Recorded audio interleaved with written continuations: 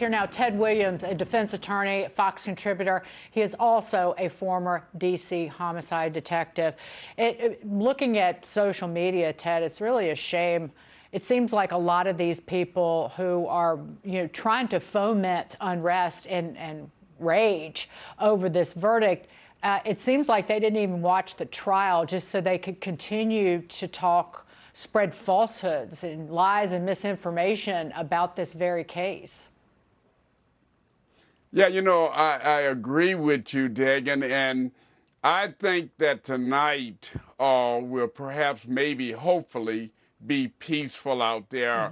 I say that mainly because I remember some years ago being at a riot in Milwaukee, Wisconsin, and it was in the dead of the summer.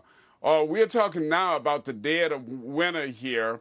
And I just don't believe that you're going to have that many people out there tonight, hopefully.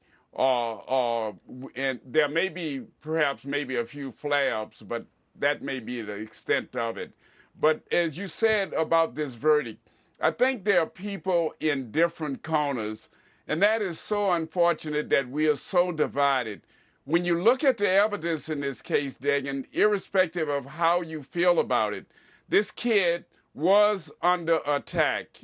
And we know that by the virtue of one witness that took the stand. Yeah. And that was Gabe Groscroft. When he took the stand, he made it clear. He had a gun, and he pointed it at Rittenhouse. And Rittenhouse had a right not to wait until he got shot, to take advantage of the fact that he had a weapon and to use that weapon in self-defense. Some of the rage that it isn't race-related, clearly, because people have tried to make this into, they've called Kyle Rittenhouse a white supremacist over and over and over again, a domestic terrorist, but the victims were white. So they're trying to introduce race to this, but it also comes into the Second Amendment and the right to bear arms. I think that some of the anger at this case and at the verdict are from people who really don't believe in that part of the Constitution.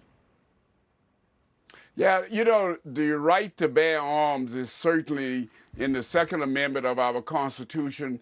And so if you remember, they initially thought that Rittenhouse had bought this gun in from Illinois into Wisconsin, and he had one of those charges against him. And the judge dropped that charge because of the length of the weapon and the fact that he was allowed to have that weapon there in Wisconsin.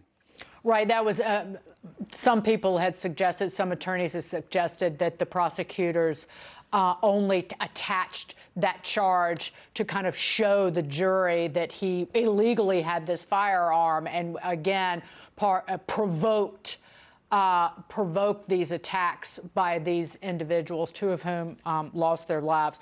Real quick before we go, though, Ted, at issue here is as I read about Portland refunding the police, the department getting more than $5 million in extra funding as there's a cop shortage. It's the worst in decades.